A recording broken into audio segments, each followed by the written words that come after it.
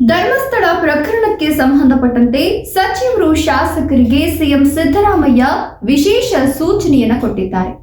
ಹಾಗಾದ್ರೆ ಏನದು ಮಹತ್ವದ ಸೂಚನೆ? ಆರ್ಸಿಬಿ ಸಂಭ್ರಮಾಚರಣೆಯ ವೇಳೆ ಕಾಲ್ತುಳಿತ ಪ್ರಕರಣಕ್ಕೆ ಸಂಬಂಧಪಟ್ಟಂತೆ ಒಂದಷ್ಟು ಸ್ಪಷ್ಟನೆಯನ್ನ ಸಿಎಂ ಸಿದ್ದರಾಮಯ್ಯ ಕೊಟ್ಟಿರ್ತಕ್ಕಂಥದ್ದು. ಹಾಗಾದ್ರೆ ಈ ಎರಡು ವಿಚಾರಕ್ಕೆ ಸಂಬಂಧಪಟ್ಟಂತೆ ಒಂದಷ್ಟು ಅಪ್ಡೇಟ್ಸ್ ಅನ್ನ ಕೊಡ್ತಾ ಹೋಗ್ತೀನಿ. ಕರ್ನಾಟಕ ನ್ಯೂಸ್ 9ಗೆ ಸ್ವಾಗತ. ನಾನು ವಿಮಲಾ ನಾಗರಾಜ್. ಸ್ನೇಹಿತರೆ, ಧರ್ಮಸ್ಥಳ ಪ್ರಕರಣ ಇತ್ತೀಚೆಗೆ ಸಾಕಷ್ಟು ಸದ್ದು ಮಾಡ್ತಾ ಇದೆ.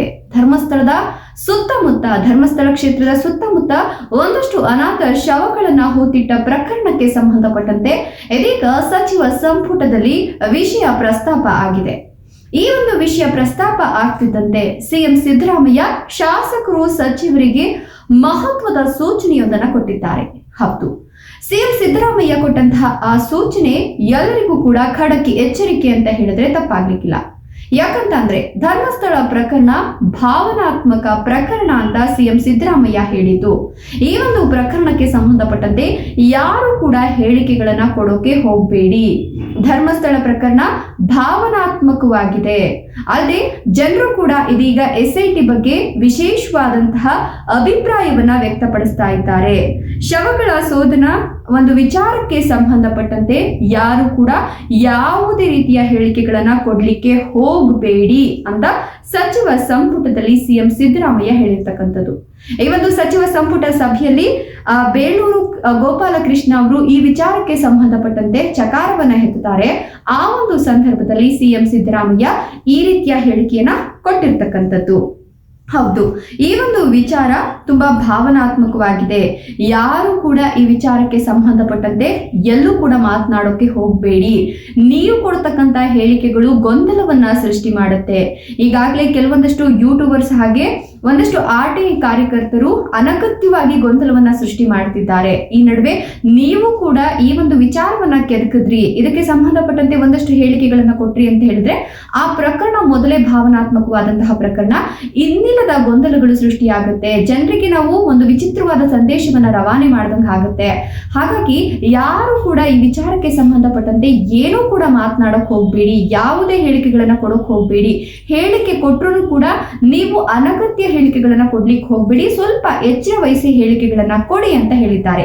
ಅಲ್ಲದೆ SIT ಬಗ್ಗೆ ಸಾರ್ವಜನಿಕ ವಲಯದಲ್ಲಿ ಒಳ್ಳೆಯ ಅಭಿಪ್ರಾಯ ಇದೆ. ಈ ಒಂದು ಈ ಪ್ರಕರಣದ ತನಿಖೆಯನ್ನ SITಗೆ ಒಪ್ಪಿಸಿದ ಮೇಲೆ ಸಾರ್ವಜನಿಕರು ತುಂಬಾ ಒಳ್ಳೆಯ ಒಂದು ಅಭಿಪ್ರಾಯವನ್ನ ವ್ಯಕ್ತಪಡಿಸುತ್ತಿದ್ದಾರೆ. ಅವರ ಅಭಿಪ್ರಾಯ ಹಂಗೆ ಇರ್ಲಿ, ಅದನ್ನ ಹಾಳು ಮಾಡಬೇಡಿ.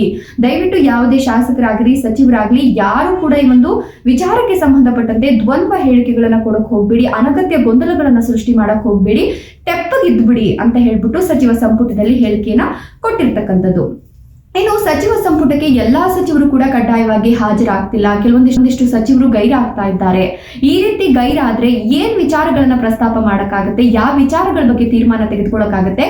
ಎಲ್ಲಾ ಸಚಿವರು ಶಾಸಕರು ಈ ಒಂದು ಸಭೆಯಲ್ಲಿ ಭಾಗವಹಿಸಲಿ ಅಂತ ಹೇಳ್ಬಿಟ್ಟು ಹಿರಿಯ ಶಾಸಕ BR ಪಾಟೀಲ್ ಸಲಹೆಯನ್ನ ಕೊಡ್ತಾರೆ. ಸಿಎಂ ಸಿದ್ದರಾಮಯ್ಯ ಕೂಡ ಆ ಒಂದು ಸಲಹೆಗೆ ಸಹಮತವನ್ನ ಸೂಚಿಸಿ 2-3 ತಿಂಗಳಿಗೊಮ್ಮೆ ಸಭೆಯನ್ನ ನಡೆಸಬೇಕು ಅಂತ ಪಾಟೀಲ್ರು ಹೇಳಿದಂತಹ ಸಂದರ್ಭದಲ್ಲಿ ಸಿಎಂ ಸಿದ್ದರಾಮಯ್ಯ ಕೂಡ 2-3 ತಿಂಗಳಿಗೊಮ್ಮೆ ಅಧ್ಯಕ್ಷತೆ ಅಂದ್ರೆ ಸಿಎಂ ಸಿದ್ದರಾಮಯ್ಯನವರ ಅಧ್ಯಕ್ಷತೆಯಲ್ಲಿ ಸಭೆಯನ್ನ ಕರಿತೀವಿ, ಸಭೆಯನ್ನ ನಡೆಸ್ತೀವಿ ಅಂತ ಒಂದು ಹೇಳಿಕೆಯನ್ನ ಕೊಟ್ಟಿರ್ತಕ್ಕಂಥದ್ದು. ಒಟ್ಟಿನಲ್ಲಿ ಎಲ್ಲೋ ಒಂದ್ ಕಡೆ ಈ ಸಚಿವ ಸಂಪುಟ ಸಭೆಯಲ್ಲಿ ಒಂದಷ್ಟು ವಿಚಾರಗಳಿಗೆ ಸಹಮತ ಸಿಗ್ತಾ ಇದೆ. ಸಿಎಂ ಸಿದ್ದರಾಮಯ್ಯನವರು ಕೂಡ ಕೂಲ್ ಆಗಿ ಉತ್ತರವನ್ನ ಕೊಡ್ತಾ ಇದ್ದಾರೆ.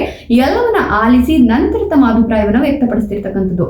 ಇನ್ನು ಈ ಒಂದು ಸಚಿವ ಸಂಪುಟ ಸಭೆಯಲ್ಲಿ RCB ಸಂಭ್ರಮಾಚರಣೆಯ ವೇಳೆಯಲ್ಲಿ ಕಾಲ್ತುಳಿತ ಪ್ರಕರಣಕ್ಕೆ ಸಂಬಂಧಪಟ್ಟಂತೆ ಈ ಒಂದು ವಿಚಾರಕ್ಕೆ ಸಂಬಂಧಪಟ್ಟಂತೆ ಸ್ಪಷ್ಟನೆಯನ್ನು ಕೂಡ ಕೊಟ್ಟಿದ್ದಾರೆ.